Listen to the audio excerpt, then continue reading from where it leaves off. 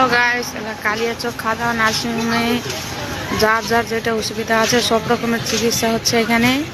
আবার কার্ডের মধ্যেও হচ্ছে, কেসেও নিচ্ছে। চলে আসো এখানে কালিয়াচক খাওয়া নার্সিংহোমে। দেখতে পাচ্ছেন নার্সিংহোম হলো একটা কালিয়াচক খাওয়া নার্সিংহোমে। হ্যাঁ, চলে আসছেন এখানে কার্ডের মাধ্যমে হচ্ছে চিকিৎসা। দেখতে পাচ্ছেন তো এখানে